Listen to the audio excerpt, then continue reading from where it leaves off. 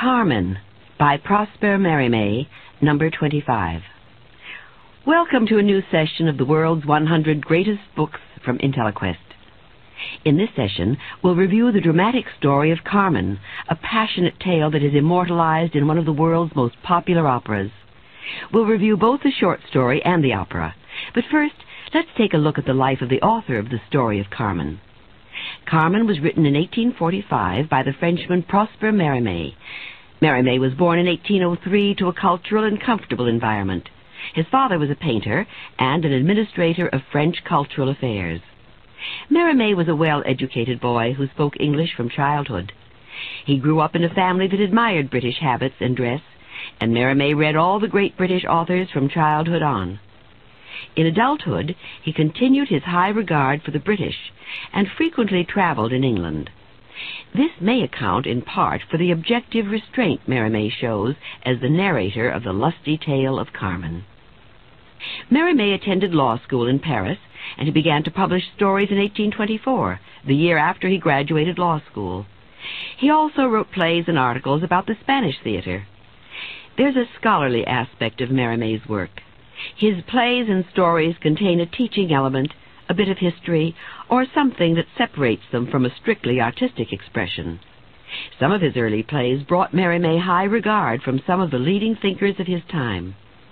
These plays, although they are mainly of interest now to students of the theater's development, were considered major departures from previous dramatic forms when they were first written.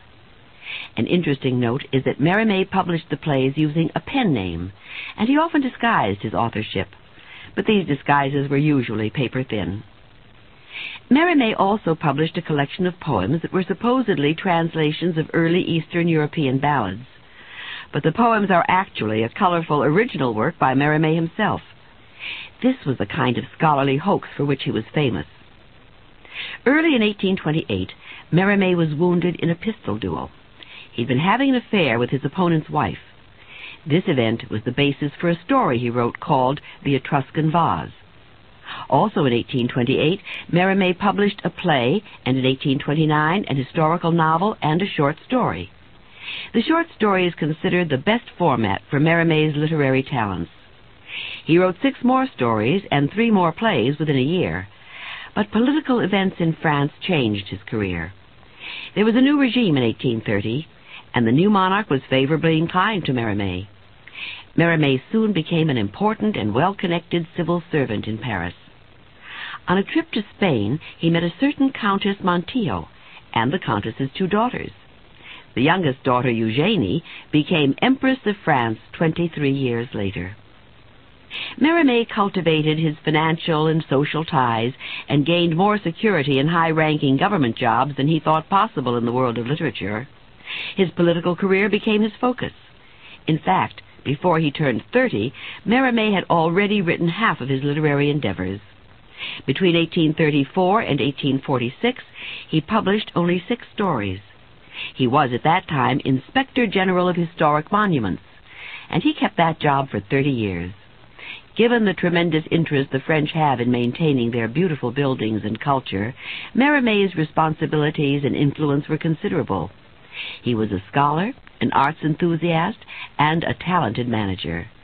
He traveled throughout France in this job and has been credited with saving and renovating some of France's most notable buildings. Mérimée began to focus on archaeology and architecture in the late 1830s and considered giving up his fiction writing altogether. In 1836, he began a long relationship with Valentine de Lesseps. This was the most important emotional relationship in his life, although he never married. In the 1840s, Mérimée was elected to the French Academy, France's most prestigious organization. But despite his concentration on scholarly writing, which included an uncompleted biography of Caesar, Mérimée wrote his most famous story in 1845. This was Carmen, and after its publication as a 3-part story, Mérimée published a very strange 4th part in 1847. This appendix to Carmen is more of an anthropological study of the Gypsy nation than of an addition to the story's dramatic action. In addition to his love for the ancient classics and Roman history, Mérimée also studied Russian. In 1849, he translated a major piece of Russian literature, and in the years to come he translated other Russian works. In 1853, Eugénie de Montijo, whom Mérimée had known since she was 4 years old, became Empress of France. With his old friend on the throne, Mérimée was brought reluctantly into court life. He agreed to become a senator, which was an appointed position, but he refused a number of other high-ranking government positions. Mérimée's health was declining, and it was worsened by the ending of his long-time relationship with Valentine de Lesseps. Mérimée began a commute between Paris and the seaside resort of Cannes. In Cannes, he found relief from the pressures of official responsibilities. He was also required at times to travel with the royal court, and Mérimée used court members as a sounding board for his works. By 1868, Mérimée's health had deteriorated so much that he was almost a complete recluse. His friend Empress Eugénie was exiled when the Prussian army defeated France and brought an end to that regime. But in his last few years, Mérimée wrote 3 stories that are haunting studies of morality, mystery, and the subconscious.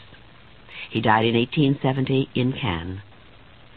Although Mérimée was a respected administrator and historian in a sophisticated era, his works often have themes of primitive emotions and romantically distant cultures. Mérimée loved to write about the heroic figures of other times and places, and glorified the raw accomplishments of the battlefield. He had a fascination with brutality, but he lived an almost dandified existence. He often took an objective role in his storytelling to separate himself from humanity's baser actions and emotions. He used his knowledge of history and anthropology to surround the story and make it almost secondary to the history. It's as if he wants us to believe he's above the story and only telling it out of a scholar's interest. This is especially true in Carmen, which has 3 separate narrators. There is a first narrator, who is himself an historical scholar, and he introduces us to the second narrator, the passionate Don José. As we mentioned, a few years after Carmen was written, Mérimée added an historical note on the gypsy culture. That provides a third narrative voice. But no matter how much sociology and distancing Mérimée puts in our way, the passions of the gypsy bandit lifestyle predominate the story of Carmen. We'll talk more about this after we review the story. The story of Carmen has these main characters: Don José, a soldier; Carmen, a gypsy; Garcia, Carmen's lover; and the narrator. Carmen opens in the autumn of 1830 as a narrator describes his geographical and historical research in Spain. The narrator is absorbed in proving an obscure battle site in Roman history.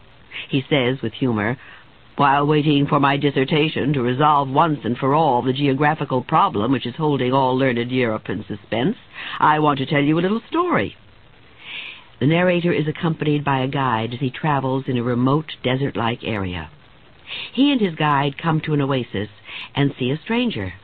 The narrator writes, "He was a young fellow of medium height, but sturdy in appearance, and with a somber, proud expression. His complexion, which might once have been fair, had been tanned by exposure to the sun until it was darker than his hair." At first, the narrator is taken aback by the young man's fierce expression and the gun that he grips. But, ignoring the obvious mistrust of his guide, the narrator joins the stranger at the watering hole, then offers the stranger a cigar. He writes, "In Spain, a cigar offered and accepted establishes relations of hospitality, as does the sharing of bread and salt in the East." The narrator also offers the stranger some food, and it's obvious that this is the first thing the man's eaten in a long time. Despite the warning looks from his guide, the narrator agrees to travel with the stranger, thinking that the stranger's menacing nature was more of a protection than a threat. The narrator writes, "There's a certain pleasure in finding yourself in the presence of a dangerous individual." The 3 reach a remote hovel where an old woman comes out and greets them with surprise. When she says, "Señor Don José," the stranger silences her with a scowl. But the narrator has already guessed that this man is the notorious bandit José Navarro. At Don Jose's desolate retreat, the narrator and his guide are served a good meal and delicious wine.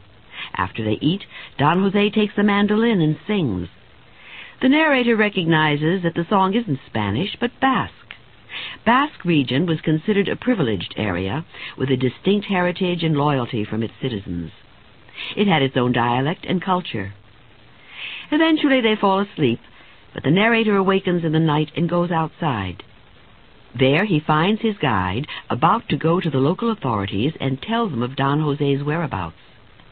The guide can't afford to ignore the huge reward on Don Jose's head, despite the narrator's protestations. After his guide leaves, the narrator wakes up Don Jose and warns him that soon the law will be there. Don Jose escapes, and the narrator goes on to the city of Córdoba to do more research. There was a tradition in Córdoba that many women gathered by the river after a long, hot day, and when the church bell rang to mark sunset, they took off their clothes and leapt into the cooling river water. In the twilight, the women were only white, indistinct forms to the curious men in town who stayed discreetly away from the river's edge. One evening, as the narrator leans on a little bridge by the riverside, a woman came up the stairs from the water. She's wearing a spray of fragrant jasmine flowers in her hair, and the scent fills the air as she approaches. She's very good-looking, with dark, piercing eyes. The narrator throws his cigar away at the sight of the young woman, who's impressed by his courtesy. She tells him that she enjoys the smell of tobacco, and the narrator offers her a cigarette. The two converse for quite a while, and the narrator asks her to join him for an ice. She accepts, and they talk about their origins. She says, "You can see perfectly well that I'm a gypsy. Do you want me to tell you your fortune? Have you heard people talk of Carmencita? That is my name." The narrator, who'd studied occult sciences, was curious about gypsy magic and fortune-telling. The two go to a cafe, and he describes Carmen's appearance. Her skin, though perfectly smooth, was nearly the color of copper. Her lips rather full, but finely chiseled, affording a glimpse of teeth whiter than blanched almonds. She had a strange, wild beauty, a face that was disconcerting at first, but unforgettable. Her eyes had an expression at once voluptuous and fierce that I have never seen on any human face. Gypsy's eye, wolf's eye, is a phrase Spaniards apply to people with keen powers of observation, like your cat when it is stalking a sparrow. The narrator goes home with Carmen and gives her a silver coin. Suddenly, the door is flung open, and an angry man, almost wrapped in a cloak, enters. Carmen speaks to the stranger in a language that the narrator can't interpret, but he knows he's being discussed. Then he recognizes the intruder as his friend, Don Jose. Don Jose turns back to Carmen with a ferocious look and says, "This has got to stop." Carmen stamps her foot and speaks to him in excited tones. The narrator says, "I was tempted to believe that they were talking of cutting someone's throat, and I had my suspicions that the throat in question might be my own." After some words by Don Jose, Carmen throws him a look of scorn and sits down. Don Jose escorts the narrator to a nearby bridge and leaves him. As the narrator undresses that night, he sees that his watch is missing, and he's annoyed at the whole incident. He leaves town to continue his work at other sites, and after several months returns to Córdoba for a brief visit. On his return, the narrator is greeted by a friend who's delighted to see that he's still alive. The narrator's friend says, "We all took you for dead, for we know that you were robbed. Your watch, it's been found." He tells the narrator that the thief's behind bars, a well-known desperado who was a murderer as well as a thief. The narrator goes to see the prisoner, and it's Don Jose. Don Jose is pleased to see this man who helped him escape the law once. He asks the narrator to deliver a silver chain to an old woman in a faraway city. Don Jose says, "You should say I am dead, but not how I died." The narrator promises to do this, and the next day comes back to see Don Jose. Now Don Jose tells the story of his tragic romance with Carmen. Don Jose explains that he's from a good family, a proud Basque family. He enlisted in the army and had a promising military career when he was assigned guard duty at the cigar factory in Seville. The factory employed more than 400 women and very few men. Guards were stationed outside the factory, where men sometimes gathered as the women came and left work. Don Jose, young and homesick, felt little attraction for the flirtatious and worldly factory women.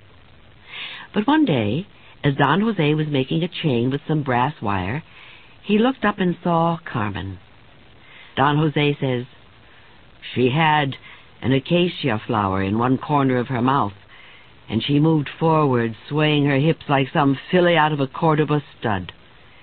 In my part of the world, everyone would have crossed themselves at the sight of a woman like that. But there in Seville, everyone paid her some risque compliment on her appearance. She replied to them all, brazen like the true gypsy she was. She stopped in front of me and said, 'The senor must go in for lace-making.' Everyone around us began to laugh. I could feel myself blushing. Taking the acacia flower from her mouth, she flicked it at me with her thumb right between the eyes. Senor, it was like a bullet hitting me. I picked up the flower without my companions noticing and tucked it away." A few hours later, Don Jose is called into the factory. There has been a terrible fight. One of the factory women insulted the volatile Carmen, who slashed crosses on the woman's face with a knife. Don Jose takes Carmen out, as she is clearly guilty. Carmen begs Don Jose to have pity on her, using her most cajoling manner. Because of Don Jose's accent, Carmen can tell that he's from the Basque country. Using her own knowledge of Basque, she pretends to be from that area.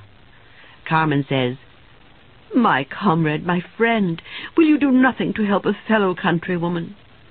Don Jose says to the narrator, "She was lying, senor, as she always lied." But he's already in love, and helps Carmen to escape.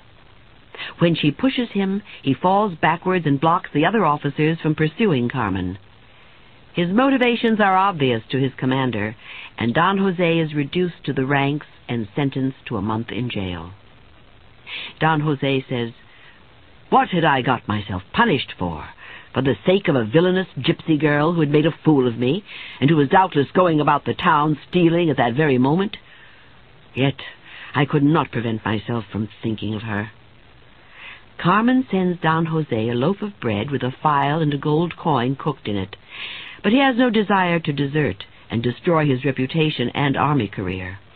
He explains, "For the people of her nation, freedom is everything, and they would set fire to a town if it meant avoiding a day's imprisonment." Don Jose finishes his prison term, and one day has sentry duty at an officer's home during a party. A carriage arrives with the party's entertainment, gypsies. Carmen is the leader, decked out like an altar in her jewels and finery, all gold and ribbons. She recognizes Don Jose doing his lowly sentry job and says, "Officer, you are mounting guard like a recruit." She goes into the party, and Don Jose hears the laughter and cheers as Carmen dances. She accompanies herself with castanets and a tambourine, a lively dancer who arouses the men at the party. Don Jose overhears the officers lusting after the beautiful young gypsy woman, and his jealousy makes him want to run them all through with his sword. Finally, the party ends, and Carmen tells him where she can be found. As soon as he's off duty, Don Jose goes to a tavern and meets Carmen. He gives her back the gold she'd baked and smuggled to him, and Carmen, in a characteristically impulsive manner, suggests that they squander the money on treats, candy, and wine. They buy all these things and go back to Carmen's room. Don Jose says, "She began to dance and laugh like a madwoman, singing, 'You are my Rome, I am your Romy.'" The word Rome means husband, and the word Romy means wife. Don Jose continues, "There I was, standing in the middle of the room, laden with all of the things she had bought. She threw everything onto the floor and flung her arms around my neck, saying, 'I pay my debts. That's the law of the Calais.'" Calais, literally translated, means black. It's what the gypsies call themselves. Don Jose says, "We spent the whole of that day together, eating, drinking, and what have you. I told her I would like to see her dance, But where were we to find any castanets? At once she took the only plate, broke it in pieces, and began to dance, clicking the bits of crockery just as if they were real castanets. There never was a dull moment when that girl was around. Evening came, and I heard the drums for roll call. I asked her when I would see her again. "When you are less of a simpleton," she replied with a laugh. Then, more gravely, she went on, "I think I love you a little, but it can't last. Dog and wolf don't stay friends for long. Think no more of Carmencita, or else she may wed you to a widow with a wooden leg." This refers to hanging in the gallows. Don Jose says, "She was right. I would have been wise to think no more of her." But Don Jose can't get her out of his mind, and walks around the town for days hoping to catch sight of the bewitching Carmen. One night, as Don Jose is on sentry duty, Carmen approaches him in the darkness. She asks him if he'd like to earn money by turning his head when some of her companions come by with packages. Don Jose refuses the money, but can't resist the offer she makes of herself. He lets the smugglers through, then the next day goes to her room. Carmen's in a bad temper and throws money at Don Jose to repay him. They quarrel, and Don Jose leaves, eventually making his way into a church where he weeps bitterly. Suddenly Carmen appears and says, "It must be that I love you, whether I like the fact or not." Don Jose says that Carmen's temperament was as capricious as the weather in the mountains, and her truthfulness just as reliable. Again Carmen disappears from sight, and Don Jose searches for her in vain. Then one night, when Don Jose is at one of her regular haunts, Carmen comes in with a young officer. She tells Don Jose to leave, but he just stands there. Then the officer seizes him roughly, draws his sword, and cuts Don Jose on the forehead. Don Jose steps back, drawing his own sword. The officer comes forward and impales himself on Don Jose's sword. Don Jose rushes into the street, followed by Carmen. He's panicked, and Carmen, a crafty and experienced criminal, disguises and hides him. She tells Don Jose that now he'll have to have a new living, and suggests that he become a smuggler with her gypsy friends. She jokingly says, "Didn't I promise to get you hanged? Better that than be shot. Besides, if you know how to set about it, you'll live like a prince." Don Jose, knowing that he has few choices, thinks that the prospect of roaming the mountains with his beautiful Carmen sounds attractive. At least there'll be no competition for her up in the mountains where the smugglers live. But Carmen says to that, "You're jealous. How could you be so stupid? Can't you see that I love you since I've never asked you for money?" Don Jose says, "When she talked like that, I felt like strangling her." Don Jose comes to prefer the life of a smuggler to that of a soldier. His companions treat him with respect, and Carmen is an excellent spy and accomplice. Yet, Don Jose says, "She would not acknowledge in front of our companions that she was my mistress, and she had even made me swear every oath under the sun that I would say nothing of our relationship. I submitted to her every whim. Besides, it was the first time I had seen her behave with the reserve that befits a respectable woman." One day, Dancaire, the leader of the smugglers, tells Don Jose that Carmen has just pulled off one of her best tricks. Dancaire says, "She sprung her Rome, her husband, from jail." Don Jose's blood runs cold, and he says, "You mean she's married?" "Yes," replies Dancaire, "to Garcia the One-Eyed, a gypsy as cunning as she is. That girl's worth her weight in gold. She's been trying to get Garcia out for 2 years. Don Jose instantly detests Garcia, an ugly gypsy whose soul is darker than his skin. Carmen taunts Don Jose, calling Garcia her Rome in front of him. One morning, the smugglers are chased by a posse, and they have to let their horses go, and they make their way on foot to escape. At one point, Don Jose carries a wounded smuggler, though Carmen and Garcia shout at him to leave the man. When Don Jose puts his companion down to rest, Garcia empties his rifle into the injured man's face. This is Garcia's clever way of disposing of the wounded man while destroying his identity so that their tracks are covered. That night, Garcia and Don Quer play cards by the fireside. Don Jose sits alone thinking about their dead companion and wondering when his time will come. Carmen comes up to him, kneels by his side as she sings softly and rattles her castanets, and then she kisses him. Don Jose says, "You are the devil incarnate." And Carmen replies, "Yes." Later, Carmen sets off for the nearest town, and within 2 days comes back beautifully dressed with a servant. Carmen has gotten herself an admirer, one who has good information for smugglers. With Carmen's new source of income and information, Garcia, Don Quer, and Don Jose make a successful heist and withdraw into the mountains. Then, when there's no news of Carmen for a while, they decide that Don Jose, the least recognized of the gang, should travel to Gibraltar, where Carmen had said she would be. Don Jose describes Gibraltar. "You find every kind of riffraff there. It's like the Tower of Babel, for you can't go 10 paces without hearing 10 different languages. I saw plenty of gypsies, but I hardly dared trust them." Don Jose, disguised as a fruit seller, is walking down the street 2 days after his arrival in Gibraltar when he hears Carmen call to him from a balcony. By her side is an officer every inch the wealthy aristocrat.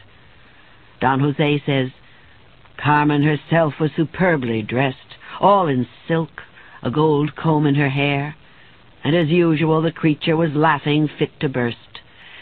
In broken Spanish, the English officer called to me to come up, saying that the lady wanted some oranges." When Don Jose comes up, Carmen speaks to him in Basque, and they converse in front of the uncomprehending Englishman. Don Jose says, "You look like an impudent jade, and I could cheerfully slash you across the face in front of your lover." Carmen says, "You're jealous of this idiot. Can't you see that I'm engaged in gypsy business? I've got him by the nose, and I'll lead him to a place there's no returning from." When the Englishman asks what they're talking about, Carmen says that Don Jose wants a drink of water, and she collapses on the sofa laughing at her translation. Don Jose says, "When that girl laughed, senor, there was no talking sensibly. Everyone laughed with her. The big Englishman began to laugh too, like the fool he was, and ordered the servant to bring me something to drink." Carmen tells Don Jose to come back the next morning when the Englishman is gone, and, despite his revulsion with her behavior and his revulsion with himself for not being able to resist her, Don Jose hurries to Carmen as soon as the drum roll calls the officer away. When they're alone, Carmen throws her arms around Don Jose's neck, laughing uproariously. He says, "She was lavish in her caresses. She laughed, danced, and tore her flounces. A monkey could not have competed with her for capers, grimaces, and mischievousness." After Carmen calms down, she tells Don Jose of her plan to rob the Englishman when he travels through the mountains with her and his servants. She says, "Make sure Garcia is the first to show himself. The officer's brave. He's a good shot. Am I making myself clear?" Don Jose says that Carmen had the diabolical smile she wore at certain moments, and when she smiled like that, no one felt like returning her smile. Don Jose refuses to set up Garcia as Carmen is suggesting, even though he hates the man. Carmen says, "You are a fool. You don't love me. Get out of here." Don Jose goes back to Garcia and Don Quer, and they await the Englishman and his group. But Don Jose has his own plans. He accuses Garcia of cheating at cards, starting a knife fight. Don Jose plunges his knife so deeply into Garcia's throat that his hand touches Garcia's chin. Don Quer is disgusted with this stupid love quarrel and says to Don Jose over Garcia's corpse, "If you asked him for Carmen, he would have sold her to you. How will we manage tomorrow?" But Don Jose isn't afraid of overpowering the Englishman and his party. Indeed, the next day Don Quer and Don Jose overcome the Englishman and his 3 attendants. His first words to Carmen are to tell her that she's a widow. Carmen is disgusted and angry with Don Jose and says that Garcia died because his time had come. So will yours. Don Jose replies, "And yours too, if you're not a true Romy to me." Carmen says, "More than once I've seen in the coffee grounds that we would be together to the end." And Carmen clacks her castanets, as she always did when she wanted to banish some disturbing idea. Dancaire and Don Jose gather a group of reliable smugglers, and for a few months things go well. But Carmen spends time in a nearby city where Don Jose is sure she's cultivating another rich lover. Despite warnings from Dancaire, Don Jose goes into the city in daylight looking for Carmen. When he finds her, they have a fierce altercation. She says, "Ever since you've been my Rome, I've loved you less than when you were my lover. What I want is to be free and to do as I please. If you anger me, I'll find some fine lad who will do to you what you did to One-Eyed Garcia." Although they made up later, things were never the same between Don Jose and Carmen. Not long after this, a group of soldiers found the band and killed or captured most of the smugglers. Don Jose was seriously wounded, but Carmen nursed him back to health in the mountains. As soon as Don Jose was well enough to travel, Carmen took him to a city where he could safely convalesce. As he recovers, Don Jose thinks deeply about his life and wants to change it. He asks Carmen to leave Spain with him, to live an honest life in the New World. Carmen laughs at him. "We weren't born to plant cabbages," she says. She convinces Don Jose to go back to their criminal life. While they're still in the city, Carmen goes one day to a bullfight. When she returns, she talks about a very famous toreador, or bullfighter. She suggests that this toreador could be of use to them because he has money and is brave and strong. Don Jose says, "I want neither his money nor his services, and I forbid you to speak to him." Carmen answers, "Take care. When someone defies me to do a thing, it is soon done." But the bullfighter goes away, and Don Jose forgets about him as he continues in the smuggling trade. It was at this time that Don Jose met the first narrator of the story, the historian whose watch Carmen stole. Don Jose tells the narrator, "She also wanted your money, and that ring which she claimed was a magic ring. We had a violent quarrel, and I struck her. She turned pale and wept. It was the first time I had seen her weep, and it affected me profoundly. I begged her to forgive me, but she sulks for a whole day. 3 days later she came looking for me, cheerful and blithe as a lark. We were like lovers." Carmen tells Don Jose that she's going to a festival in Cordoba to steal from the merrymakers. Then he says, "A peasant told me that there were some bullfights taking place in Cordoba." My blood suddenly boiled, and I set off like a madman and went to the bull ring. On the front row seats I recognized Carmen.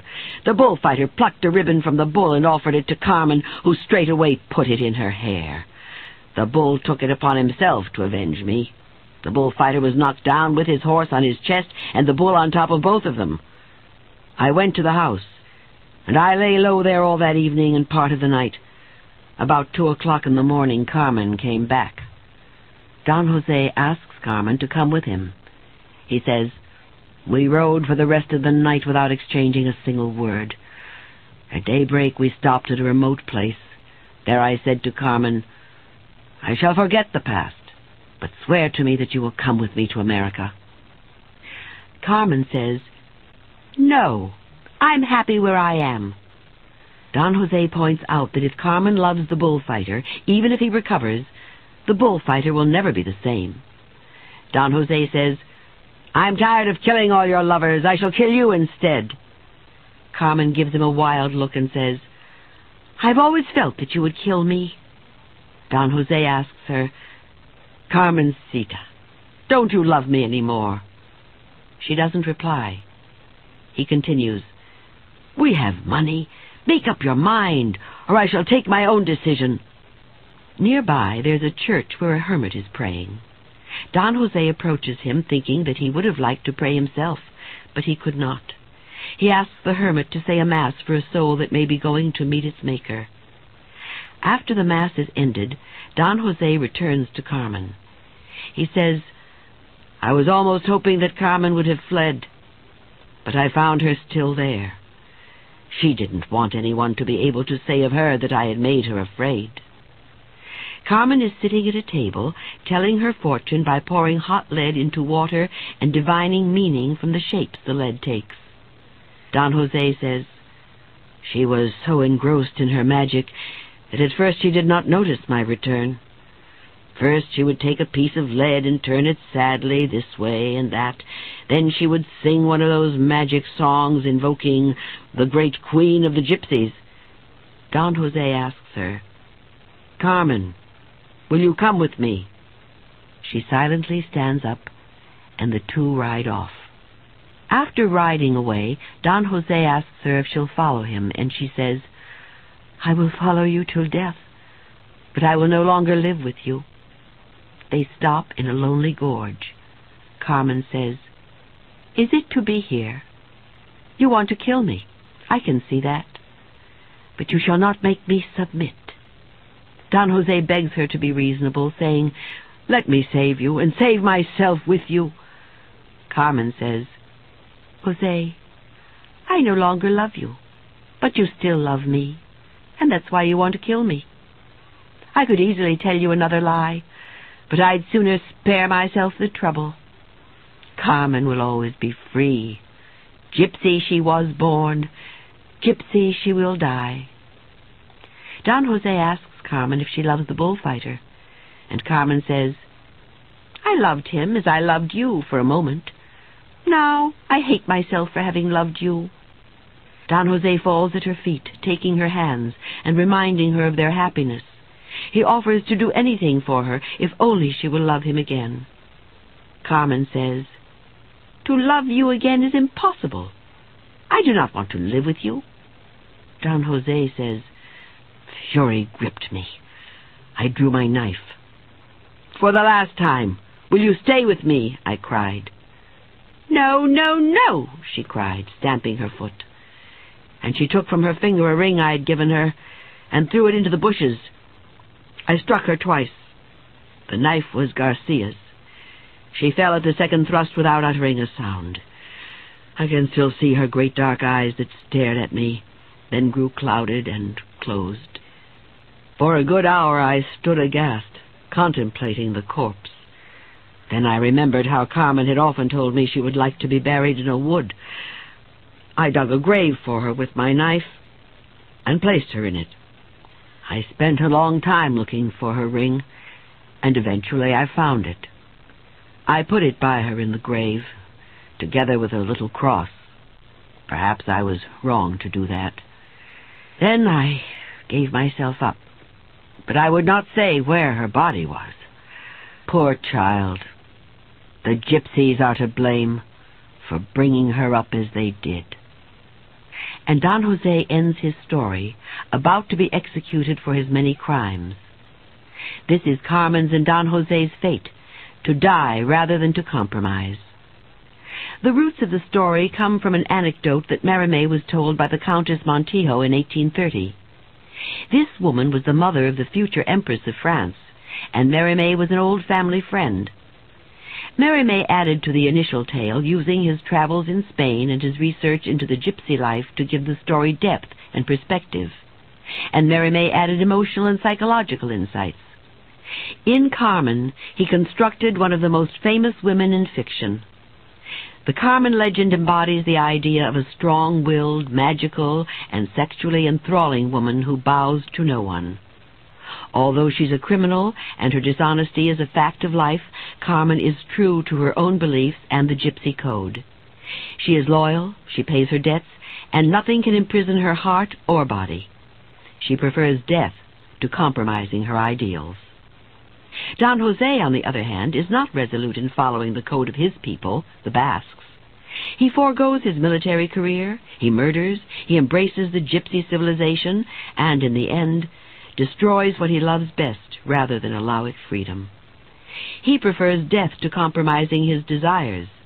He wants to blame the gypsies for how they raised Carmen, and he wants to blame fate for his problems.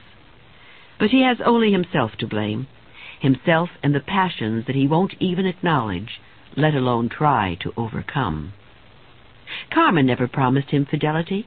She gave him fair warning that she belongs to no one, that a gypsy must be free. But Don José refuses to accept her as she is. Don José is the epitome of a man who is ruled by his lust for a woman. Carmen is the epitome of a woman who rules herself. In that time, what could be more death-defying than such a stand by such a woman? Especially in the Latin culture, where a man's rights are considered absolute, a right that manifests itself in the culture and gave cultural permission for wife-beating and even killing. Carmen herself says at one point in the story that a husband has the right to kill the wife who doesn't please him. In the face of death, Carmen won't bow. She sees that her death is inevitable, that it's the destiny they both face. But Don José can't see beyond his own jealousies, passions, and sentimentality. The story is short and direct. Its passionate nature lends itself especially to opera. The composer Georges Bizet wrote the music for the opera Carmen in 1875. It's been popular since then, one of the most frequently performed operas in the world. The music is also used in the ballet Carmen, a beautiful work that's available on video. Some of the music in Carmen is so well known that it's a musical cliché. For example, the Toreador song has been used to the point where it's even known as an advertising song for motor oil.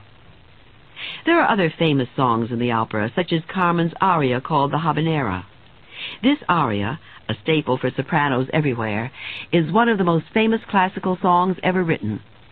Carmen sings it towards the beginning of the opera while she's working in the cigar factory in Seville. She sings outside the factory, surrounded by young men who want her attention.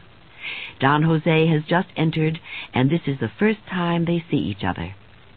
Carmen, already attracted to the handsome Don José, sings this aria which, as in the story, warns him of her nature, a warning he never heeded.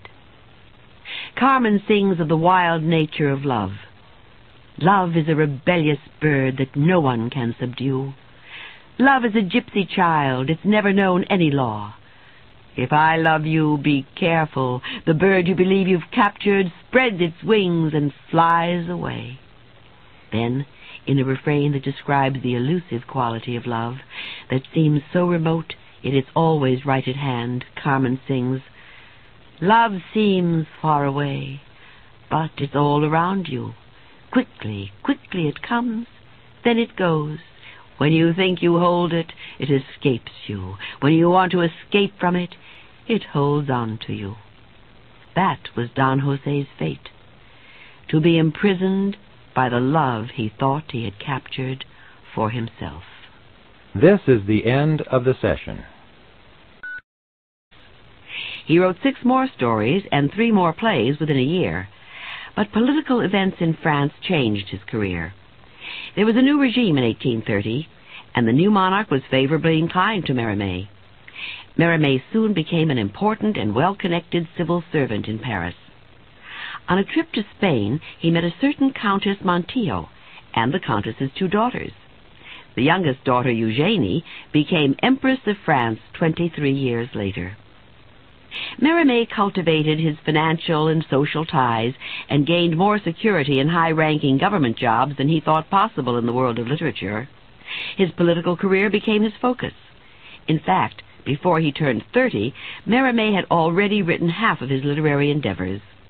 Between 1834 and 1846, he published only 6 stories. He was at that time Inspector General of Historic Monuments, and he kept that job for 30 years. Given the tremendous interest the French have in maintaining their beautiful buildings and culture, Mérimée's responsibilities and influence were considerable. He was a scholar, an arts enthusiast, and a talented manager.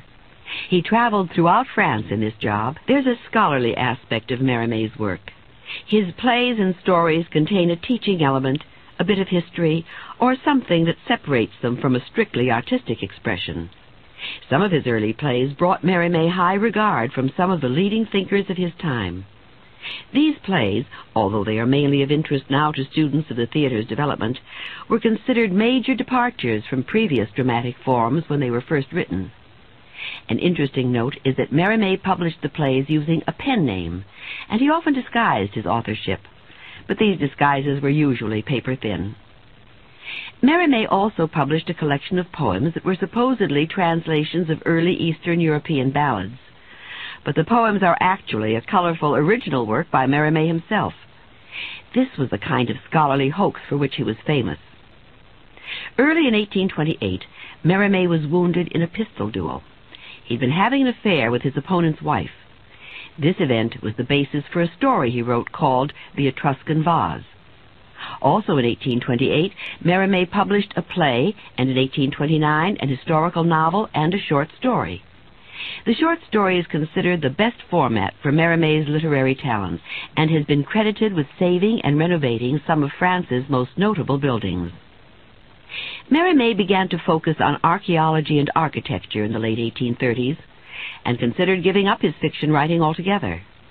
In 1836, he began a long relationship with Valentine de la Certe. This was the most important emotional relationship in his life, although he never married.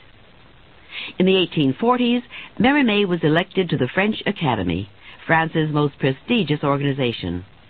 But despite his concentration on scholarly writing, which included an uncompleted biography of Caesar, Mérimée wrote his most famous story in 1845. This was Carmen, and after its publication as a three-part story, Mérimée published a very strange fourth part in 1847. This appendix to Carmen is more of an anthropological study of the Gypsy nation than of an addition to the story's dramatic action. In addition to his love for the ancient classics and Roman history, Mérimée also studied Russian. In 1849, he translated a major piece of Russian literature, and in the years to come he translated other Russian works. Carmen, by Prosper Mérimée, number 25. Welcome to a new session of the world's 100 greatest books from IntelliQuest. In this session, we'll review the dramatic story of Carmen, a passionate tale that is immortalized in one of the world's most popular operas. We'll review both the short story and the opera. But first, let's take a look at the life of the author of the story of Carmen. Carmen was written in 1845 by the Frenchman Prosper Mérimée. Mérimée was born in 1803 to a cultural and comfortable environment. His father was a painter and an administrator of French cultural affairs. Mérimée was a well-educated boy who spoke English from childhood. He grew up in a family that admired British habits and dress, and Mérimée read all the great British authors from childhood on. In adulthood, he continued his high regard for the British and frequently traveled in England. This may account in part for the objective restraint Mérimée shows as the narrator of the lusty tale of Carmen. Mérimée attended law school in Paris, and he began to publish stories in 1824, the year after he graduated law school. He also wrote plays and articles about the Spanish theater. In 1853, Eugénie de Montijo, whom Mérimée had known since she was 4 years old, became Empress of France. With his old friend on the throne, Mérimée was brought reluctantly into court life. He agreed to become a senator, which was an appointed position, but he refused a number of other high-ranking government positions. Mérimée's health was declining, and it was worsened by the ending of his long-time relationship with Valentine de la Certe. Mérimée began a commute between Paris and the seaside resort of Cannes. In Cannes, he found relief from the pressures of official responsibilities. He was also required at times to travel with the royal court, and Mérimée used court members as a sounding board for his works. By 1868, Mérimée's health had deteriorated so much that he was almost a complete recluse. His friend Empress Eugénie was exiled when the Prussian army defeated France and brought an end to that regime. But in his last few years, Mérimée wrote 3 stories that are haunting studies of morality, mystery, and the subconscious. He died in 1870 in Cannes. Although Mérimée was a respected administrator and to